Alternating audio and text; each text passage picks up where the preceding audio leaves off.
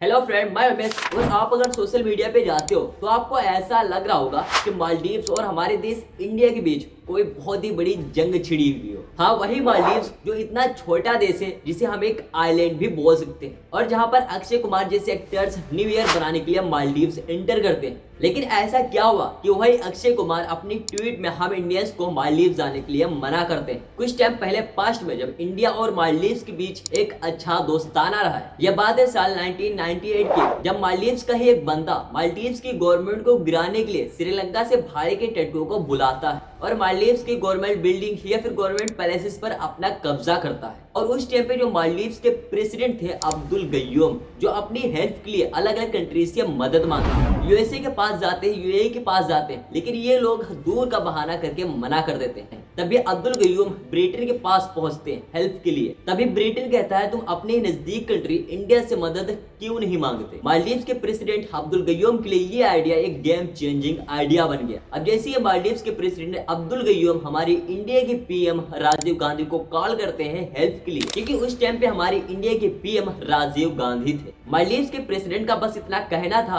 कि हमारे इंडिया के पीएम तुरंत ही हेल्प करने के लिए हाँ कर देते, और बहुत ही फास्ट में हमारे इंडिया के पीएम अपने सैनिकों को मालदीव्स के अंदर महज 6 घंटे के अंदर ही इंटर करते हैं। अब जैसे ही हमारे इंडिया के फौजी मालदीव्स में इंटर होते हैं, वैसे ही वो मालदीव्स को अपने कंट्रोल में लेते हैं, और फिर मालदीव्स को अपने कंट्रोल में लेकर वहां के प्रेसिडेंट अब्दुल गयूम के हाथों सौंप देते हैं। और हमारी इंडियन गवर्नमेंट मालदीव्स के ऊपर इतना बड़ा एहसान करती है, और तभी से मालदीव्स और इंडिया के बीच बहुत ही अच्छे रिश्ते बन जाते हैं। लेकिन आज प्रेजेंट टाइम पे ऐसा क्या हुआ, वही मालदीव जिसके ऊपर इंडिया का इतना बड़ा एहसान है, वही मालदीव्स आज अपनी कंट्री में India out, India military out जैसे कैंपेन चला रही। दूसरी तरफ हमारी इंडिया के बाइकॉट मालदीव जैसे ट्रेंड वायरल चल रहे हैं, और आज मालदीव्स ही नहीं, नेपाल, बांग्लादेश जैसी कंट्रीज भी चाइना की तरफ रुख कर रहे हैं। मालदीव्स के अंदर 95% मुस्लिम पॉपुलेशन है, और हमारी इंडिया के अंदर ये आरएसएस अंधभक्त हमेशा ही इस्लाम और मुसलमान को ट्रोल करते रहे। तो मालदीव्स कहीं इसी वजह से इंडिया से अपने रिश्ते खराब तो नहीं कर रहा। आज की इस कंप्लीट वीडियो में आप जानोगे इंडिया और मालदीव्स के बीच के मेन कंट्रोवर्सी,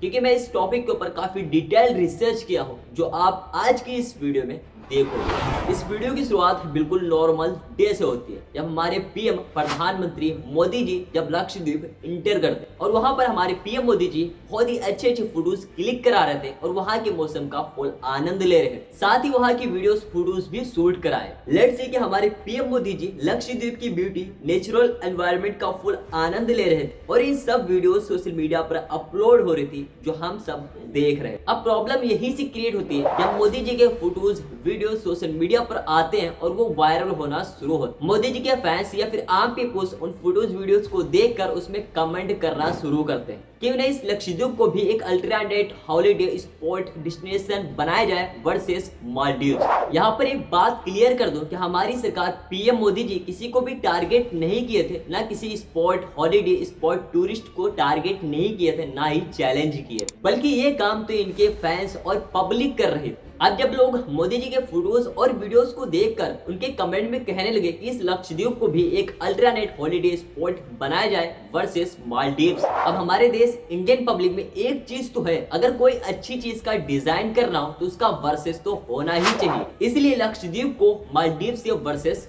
कर दिया। चलो वर्सेस तक ठीक था, लेकिन जो हमारी इंडिया के जो एंटी मुस्लिम्स हैं या फिर कहो जो अंधभक्त हैं, वो लोग इस मालदीव्स को गाली या फिर गलत सलत कहने लगे।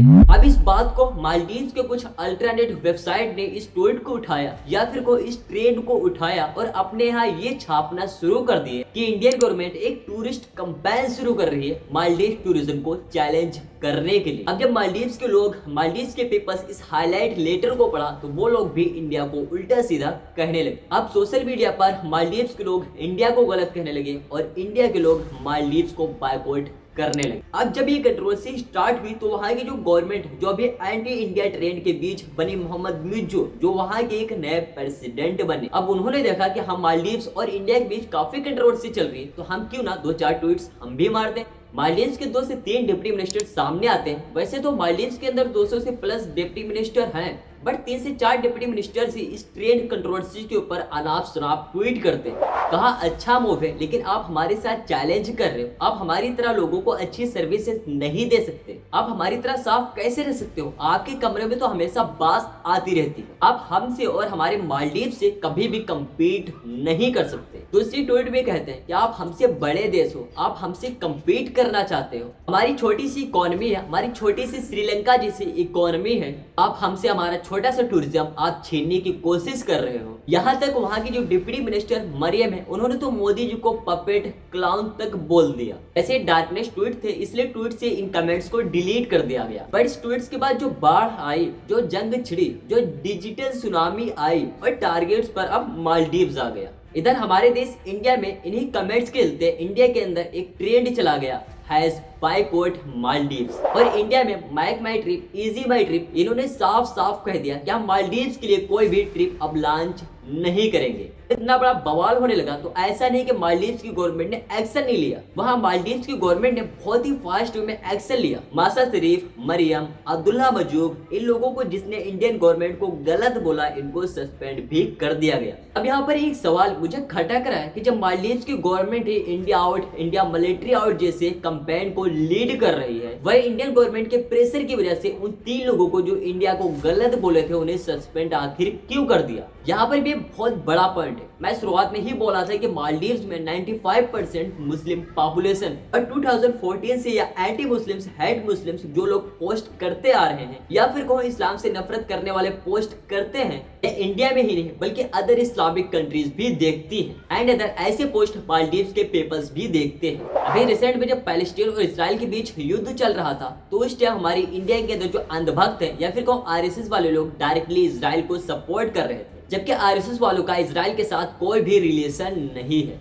और उधर इसराइल हम इंडियंस के ऊपर हंस रहा था क्योंकि इसराइल और पैलेस्टीन की जो सबसे ज्यादा फेक न्यूज आती है वो इंडिया से ही आती है। या एंटी मुस्लिम टैटू या फिर को अंधभक्त हम इंडियंस के हर जगह नाक कटवा रहे हैं, और ये सभी चीज मालदीव्स के पेपर्स भी देखते हैं। अभी रिसेंट में जब पैलेस्टीन और इसराइल के बीच युद्ध चल रहा था तो उस टाइम हमारी इंडिया के अंदर जो अंधभक्त है या फिर को आरएसएस वाले लोग डायरेक्टली इसराइल को सपोर्ट कर रहे हैं, जबकि आरएसएस वालों का इसराइल के साथ कोई भी रिलेशन नहीं है। और उधर इसराइल हम इंडियंस के ऊपर हंस रहा था क्योंकि इसराइल और पैलेस्टीन की जो सबसे ज्यादा फेक न्यूज आती है वो इंडिया से ही आती है।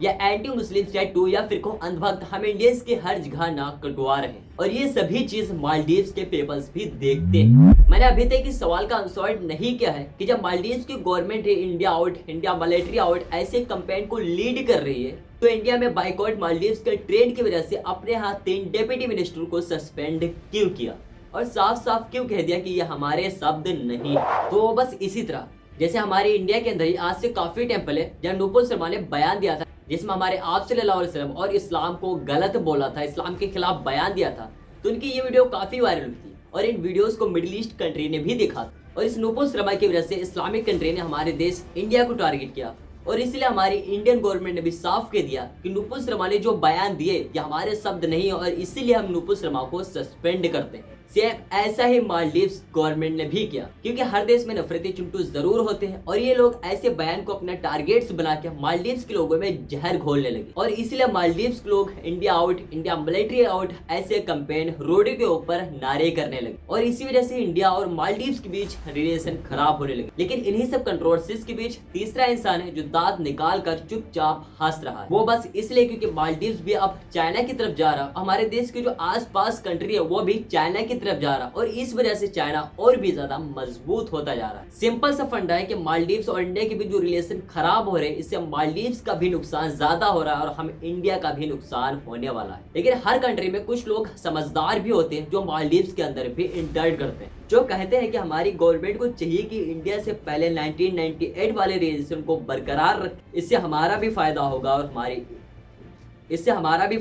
हमारे पड़ोसी देश इंडिया का भी। सो आपने अगर इस वीडियो को कंप्लीट देखा तो आप समझ गए होंगे मालदीव्स और इंडिया के बीच कंट्रोवर्सीज का माइंड मामला।